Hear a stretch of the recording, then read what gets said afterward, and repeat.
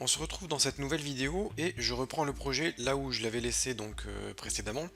Ce que je vais faire maintenant, c'est ajuster la scène afin de l'adapter au mobile. Parce qu'il ne faut pas oublier que le jeu est censé tourner sur mobile, en tout cas c'est la principale plateforme que je cible, bien que je n'exclus pas le fait de un jour proposer une version autre, PC par exemple. Mais en l'occurrence, la base du projet est censée tourner sur mobile. Alors la scène est très jolie, il n'y a pas de problème, par contre elle est un petit peu lourde, un peu complexe pour les mobiles pas super récents. Il y a beaucoup trop de choses, beaucoup trop de détails, donc je vais ajuster cela. La première chose qui me gêne, c'est que ici j'utilise un terrain et un terrain c'est beaucoup trop complexe. Donc je vais supprimer le terrain pour partir sur un plane, Game Object, 3D Object et je vais prendre même un... Ouais, je vais prendre un plane. Ce plane, je vais l'agrandir comme ça afin qu'il prenne une bonne partie de la scène. Et je vais lui mettre la texture de l'herbe du terrain. Donc là, l'échelle n'est pas bonne. Ce qu'on va faire, c'est que on va cliquer sur le terrain et au niveau du tiling ici, je vais mettre une valeur beaucoup plus grande, comme par exemple 100 par 100 et je regarde ce que ça donne. Ça reste encore un peu petit. Alors déjà, le terrain n'est pas du tout à la bonne hauteur. Hop, je vais le positionner pour qu'il soit juste en dessus de la route. Il faut que ce soit correctement positionné. Donc là, c'est pas mal. Et là, le tiling n'est pas bon non plus. Je vais passer à 1000 par 1000. Ensuite, il y a un truc qui me gêne, c'est que l'herbe a l'air encore un petit peu brillante. Donc je vais jouer avec la propriété smooth pour diminuer un petit peu ça. Et là, je préfère ce rendu. Il y a autre chose qui me gêne, c'est qu'il y a beaucoup trop de détails, beaucoup trop d'arbres. En effet, le jeu, comme je l'ai dit, c'est censé tourner sur mobile, et si j'ai beaucoup trop de modèles 3D affichés, ça risque de pas le faire.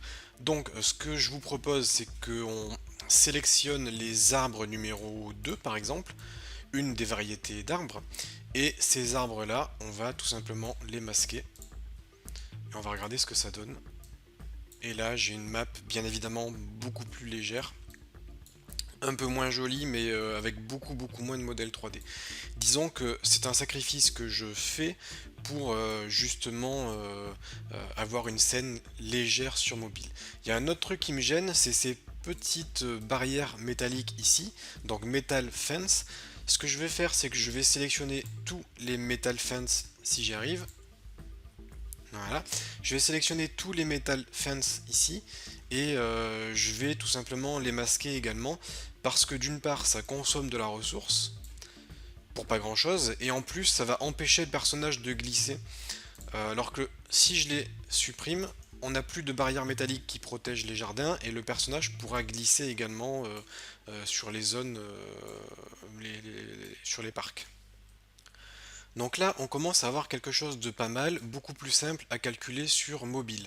Ce que vous pouvez faire dans vos projets, c'est vérifier si ça tourne bien, hein. Euh, vous pouvez voir un petit peu les statistiques en affichant l'onglet Stats ici. Vous pouvez voir le nombre de triangles, ici on en a 3 millions, le nombre de batchs. Donc vous pouvez voir un petit peu ici les statistiques et essayer d'optimiser votre ville ou votre environnement pour qu'il y ait moins d'éléments affichés à l'écran pour que justement ça soit plus facile à calculer. Également pour les choses qui sont statiques, qui ne bougent pas comme les bâtiments, pensez bien à les sélectionner et à cocher la propriété statique ici en haut à droite dans l'éditeur, ce qui permet vraiment d'optimiser pas mal de ressources dans Unity. Ça permet de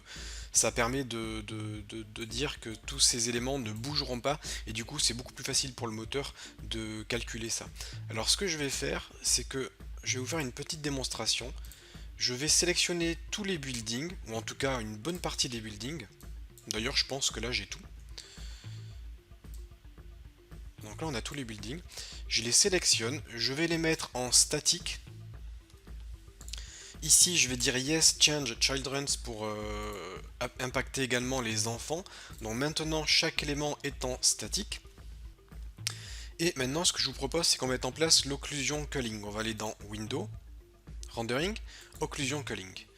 L'occlusion culling, ça va nous permettre de masquer les éléments qui ne sont pas affichés à la caméra. Je vais cliquer ici en bas à droite sur Bake, parce que mon panel Occlusion Culling est ici. Je vais cliquer sur Bake, et là vous voyez, ça m'a fait le calcul. Alors par contre, je trouve que les cases sont beaucoup trop petites, donc au lieu de mettre des cases de 5 par 5, je vais mettre des cases de 1 par 1 et de 0.2, ce qui fait que je vais travailler avec plus de précision. Le baking va être un peu plus long à mettre en place, mais là ça le fait. Alors je suis pas sûr que vous puissiez bien visualiser là comme ça, hein. Je sais pas si vous connaissez pas l'occlusion culling, c'est peut-être quelque chose qui est un petit peu obscur pour vous, mais regardez ce qui va se passer. J'ai sélectionné la caméra, hein, ici, et la caméra là elle filme toute la ville, donc toute la ville est affichée. Ou du moins une bonne partie de la ville, parce que ce qui se trouve dans l'angle mort de la caméra n'est pas affiché. Pour vous démontrer que ce qui est dans l'angle mort n'est pas affiché, je vais aller sur l'onglet visualisation de l'occlusion culling et regardez, hop, une bonne partie de la ville disparaît. Et si j'avance la caméra, vous voyez que les éléments disparaissent progressivement pour ne laisser apparaître que les éléments qui sont visibles à la caméra, comme vous pouvez le constater. Automatiquement, tous mes éléments du décor sont complètement ignoré, complètement masqué et plus calculé par le moteur, ce qui fait que ça optimise vraiment énormément le temps de calcul. Et ça après vous pouvez le visualiser comme je vous ai dit dans les statistiques ici. On diminue vraiment au niveau de la quantité de triangles affichés en fonction de la quantité de modèles 3D qui sont présents à l'écran. Donc voilà, ça c'est pour l'occlusion culling. Je vais essayer de remettre la caméra là où elle était. Et là, on n'est pas trop mal, on a quelque chose qui fonctionne. Je vais me remettre en mode normal pour afficher mes éléments décoratifs. Maintenant, je sais que ça fonctionne, j'ai plus besoin d'y revenir. Je vais aller dans Edit, Préférences, et dans les préférences, dans l'onglet Général, je vais juste vérifier que Compress Assets on Import est activé. Et cette option permet, comme son nom l'indique, de compresser les assets lors de l'import. Ensuite, je vais faire un tour dans Edit Project Settings, et dans Project Settings, je vais regarder Graphics. Donc là, je vais laisser par défaut et je vais regarder notamment Quality et c'est là qu'on va modifier les choses. Quality va nous permettre de régler la qualité générale du projet. Actuellement, je suis en Ultra, ce qui ne me va pas. Je vais me mettre en Low Resolution par défaut. Hop, je vais mettre en Low et en Low sur mobile. Et ensuite, je vais me mettre en mode affichage Low Resolution. Alors la qualité va fortement être dégradée. Parce que comme le nom l'indique, Low Resolution, ça va nous mettre en place un projet avec une très basse résolution, c'est-à-dire texture moyenne, éclairage moyen, anti-aliasing décoché, ombre moyenne, on perd énormément en qualité. Si on passe de ultra à low, vous voyez qu'il y a une sacrée différence, mais malheureusement, si vous voulez que votre jeu soit compatible avec une grande partie des téléphones, vous allez devoir passer par cette étape de malheureusement dégrader un petit peu la qualité du projet, mais l'important c'est le gameplay. Mais de toute façon, ce que je compte faire, c'est proposer une option pour ceux qui ont des téléphones récents et puissants pour pouvoir améliorer la qualité graphique du jeu, ce qui leur permettra de profiter d'une bonne qualité s'ils le souhaitent, au détriment de la performance, mais en tout cas, par défaut, je vais réduire la qualité. Donc voilà pour cette partie diminution des graphismes, et c'est pas terminé, je pense que je continuerai de dégrader un petit peu la qualité jusqu'à obtenir des performances optimales. Alors avant de passer à l'amélioration de mon interface, je vous rappelle que vous pouvez vous inscrire à la liste d'attente des bêta-testeurs pour tester le jeu en avant-première. Vous pouvez me faire vos suggestions en commentaire pour me dire ce que vous souhaiteriez voir intégré dans ce jeu. Et pensez également à vous abonner à la chaîne YouTube pour suivre l'évolution du projet et puis le développement et toutes les futures vidéos. Je vais maintenant passer sous Photoshop pour designer mon interface. Pour l'interface, j'ai choisi une couleur un peu orangée, donc j'ai un bouton en mode horizontal et un bouton circulaire. Alors pour faire les boutons, c'est facile, soit c'est du bouton texte et du coup je mets du texte directement ici, ou alors le plus propre c'est de le mettre dans Unity. Mais je vais vous montrer comment on fait ici. Je vais par exemple mettre Shot, et Shot je vais le mettre en blanc, et ensuite vous devez sélectionner une police d'écriture. Moi j'utilise la police Poppin, et là j'ai mon bouton qui a été créé. Donc c'est aussi simple que ça. Pour les boutons avec images, je vais vous montrer dans Photoshop, mais le mieux c'est de mettre les images dans Unity pour avoir des boutons génériques. Ce que je fais, c'est que j'utilise des sites web comme Icon Finder. Je vais marquer pause par exemple, entrée, je recherche, et on va trouver quelque chose qui nous plaît, comme par exemple celui-ci. Lorsque vous avez trouvé une image qui vous plaît, vous sélectionnez une taille, pas la peine de choisir trop grand. 256 c'est pas mal. Et là, ce qui me va pas, c'est que l'icône est en noir. Donc je vais quand même la télécharger pour vous montrer comment faire si jamais vous n'avez pas le choix. Sinon, vous pouvez aller dans Open Icon Editor. Tous les services d'icônes vous proposent un éditeur. Et là, ce que vous allez pouvoir faire, c'est sélectionner certaines parties de l'icône et le passer en blanc, comme ceci. Ce qui fait que vous allez pouvoir modifier les couleurs. Alors pourquoi en blanc? Parce que c'est la couleur que vous allez pouvoir modifier dans Unity. Une couleur en noir dans Unity ne peut pas être modifiée. Une couleur en blanc peut être modifiée. Pour vous faire la démonstration, le bouton Shot par défaut est en blanc, et là, si je modifie le blanc, je peux passer sur une autre couleur. Par contre, si c'était déjà une couleur autre que blanc, je ne pourrais pas modifier convenablement les couleurs.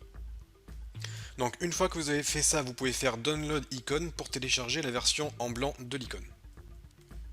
Sinon, si vous ne savez pas comment faire, vous pouvez importer l'icône directement dans Photoshop, la placer sur le bouton.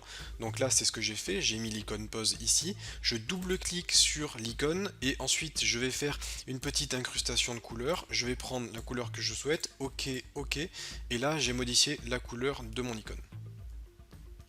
Donc voilà pour la conception de mes boutons d'interface. Ça, je le ferai en off, je vais pas vous montrer ça parce que c'est un petit peu rébarbatif et puis ça sera toujours la même chose. Mais en tout cas, je vous ai montré comment est-ce que je concevais mon interface graphique et le code couleur que j'ai choisi qui sera en orange. Donc dans la prochaine vidéo, j'aurai peut-être déjà remplacé mon interface par cette nouvelle variante. Une fois que j'ai fait ça, je vais juste retourner sur Unity. Le ciel est un petit peu sombre, je trouve. Moi, je préfère avoir quelque chose en pleine journée. Donc, je vais récupérer le ciel que j'avais créé et quitte à le modifier hein, également un petit peu plus tard, si je le souhaite. Mais en tout cas, voilà, je préfère avoir un ciel un petit peu plus éclairé. Et enfin, pour terminer sur cette partie graphisme, souvenez-vous que j'ai mis en place des effets de post-processing, ou en tout cas, je vous en avais parlé, j'ai amélioré un petit peu le rendu visuel. Ça fait partie des choses que je vais probablement laisser par défaut, même si ça consomme pas mal de ressources et que ça risque de ramer sur les vieux téléphones, mais également ça sera une option désactivable. Je donnerai la possibilité à l'utilisateur d'enlever cette option, et si l'utilisateur décide de désactiver les effets de post-processing, j'aurai un rendu comme celui-ci, beaucoup plus terne, mais en tout cas beaucoup plus optimisé, et le rendu sera quand même convenable. On peut s'amuser à faire une petite partie, hop, je vais viser et tirer. Donc là j'ai toujours pas corrigé les erreurs de tremblement, c'est juste que les joints, le caractère joints sont pas top. J'aurais dû mettre un peu plus de, comment dire, un peu plus de jeu pour que ça puisse tourner plus, parce que sinon le moteur physique fait un petit peu n'importe quoi, mais ça c'est vraiment pas grand chose à corriger, je le corrigerai pour les futures vidéos. Mais si on tire pas trop fort, vous voyez, c'est nickel. Il n'y a pas tous les collideurs, hein, c'est pour ça que je passe au travers de la catapulte, pardon, pas de la catapulte, de la grue. Mais voilà, ça c'est vraiment quelques détails, il n'y a pas grand chose à faire. Hop, et là, je peux continuer à faire ma réaction en chaîne. Il n'y a pas grand chose à faire pour que le tout fonctionne bien. Je voulais dire encore une chose, c'est que les lumières sont extrêmement consommatrices de ressources. Ça demande énormément de calcul à l'ordinateur. Donc là, en fait, par défaut, j'avais déjà une lumière dans ma scène que je vais conserver. Sauf que moi, j'avais créé pas mal d'autres lumières ici pour gérer tous les rebonds lumineux. Donc je vais désactiver quelques-unes de mes lumières qui ne me sont plus utiles puisque maintenant j'ai également la lumière du jeu, et je pense à désactiver les ombres sauf sur la lumière principale qui est en fait la lumière de mon soleil. Et de cette façon j'obtiens un jeu beaucoup plus optimisé. J'ai réactivé les effets de post-traitement hein, parce que c'est plus sympa. Et ensuite on peut viser, hop, propulser le pantin. Et si on ne tire pas trop fort, par contre là le moteur physique est assez cool. On n'a pas tous ces tremblements que je vais régler en off. C'est tout pour cette vidéo, c'était juste une petite vidéo optimisation et ouais, amélioration Pas de la qualité, puisqu'on a diminué la qualité, mais amélioration des performances pour que le jeu puisse tourner sur des téléphones portables peu puissants. Mais dites-vous bien que les écrans de téléphone sont très petits. Donc même si votre jeu a une qualité moindre, les écrans de téléphone sont très petits et c'est des détails qui se voient, ça se voit un peu, mais pas non plus énormément. Donc c'est un sacrifice qu'il faut faire pour avoir une bonne fluidité, c'est vraiment le plus important. Dans la prochaine vidéo, je pense que je vous montrerai comment ajouter un petit peu de vie dans cette ville, notamment en créant par exemple des voitures.